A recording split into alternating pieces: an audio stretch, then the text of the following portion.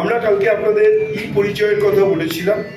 আমরা বলেছিলাম যে যারা বয়স্ক এবং শিশু যারা এই মেলায় এসছেন তাদের আমরা একটা ই পরিচয় বলে একটা রিস্ট ব্যান্ড দিচ্ছি, কিউআর কোড রিস্ট ব্যান্ড, যা হারিয়ে গেলে আমাদের খুঁজতে তাদের সুবিধে হয়। এটা হচ্ছে সেই পরিচয়ের রিস্ট ব্যান্ড।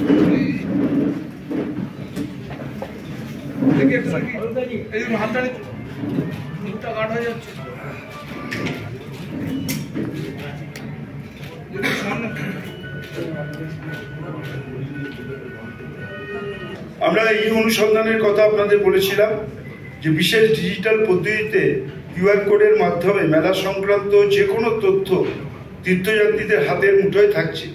পানীয় জল, শৌচালয়, এটিএম পরিষেবা, স্বাস্থ্যকেন্দ্র, সন্ধান কেন্দ্র, বাস, লঞ্চ এবং অন্যান্য যানবাহনের সময় সরণি, পার্কিং সংক্রান্ত যাবতীয় তথ্য এবং পথ নির্দেশিকা পাওয়া যাবে এই ব্যবস্থার মাধ্যমে।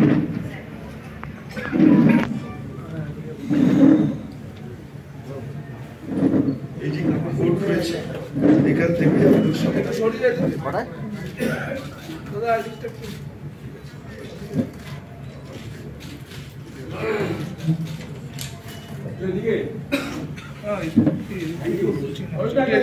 একটু ঘুরিয়ে মুখটা কাট হয়ে যাচ্ছে।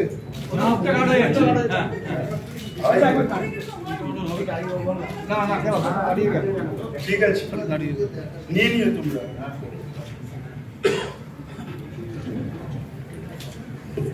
আমরা কালকে বন্ধনের কথা বলেছিলাম যে গঙ্গাসাগরের পুণ্যস্নানে স্মৃতি অক্ষয় রেখে করে রাখতে তীর্থযাত্রীরা সম্পূর্ণ বিনামূল্যে নিজের ছবি সম্বলিত সংশয়পত্র এবার পেয়ে যাচ্ছেন বন্ধন নামের ফটো বুথে।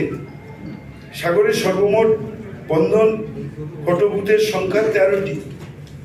এখন পর্যন্ত প্রায় 4 লক্ষ পুণ্যার্থী ছবি সম্বলিত সংশয়পত্র গ্রহণ করেছেন।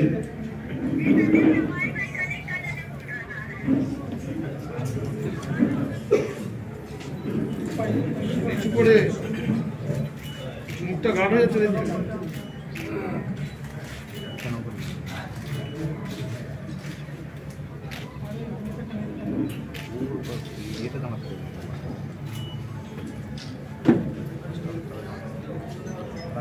আমরা আমাদের সরকার এই যে আমরা বললাম ই পরিচয়, ই অনুসন্ধান এবং বন্ধন, এটা আমাদের মাননীয় মুখ্যমন্ত্রী মমতা বন্দ্যোপাধ্যায়ের মস্তিষ্ক প্রসূত।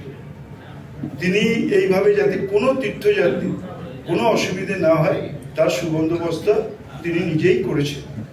আমরা সবাই মিলে এখানে যারা রয়েছে প্রশাসন, পুলিশ এবং জনপ্রতিনিধি, আমরা সবাই মিলে সেটা ইমপ্লিমেন্টেশনের চেষ্টা করে যাচ্ছি।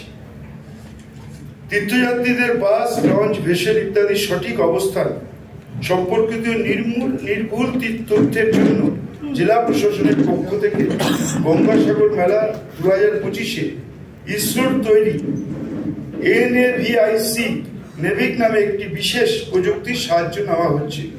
এর মাধ্যমে দিকভ্রান্ত যে কোনো যাত্রীবাহী জলযানকে মেগা কন্ট্রোল রুম থেকে নির্দেশ দিয়ে সাহায্য করা হচ্ছে। এটাও একদম অভিনব পদ্ধতিতে এই কাজটা করা হচ্ছে। এটা যদি আমাদের মেগা কন্ট্রোল রুমে যান তাহলে আপনারা দেখতে পাবেন প্রত্যেকটা যানবাহনকে আমরা ট্র্যাকিং করে তাদের নির্দিষ্ট পথে আমরা নিয়ে আসছি।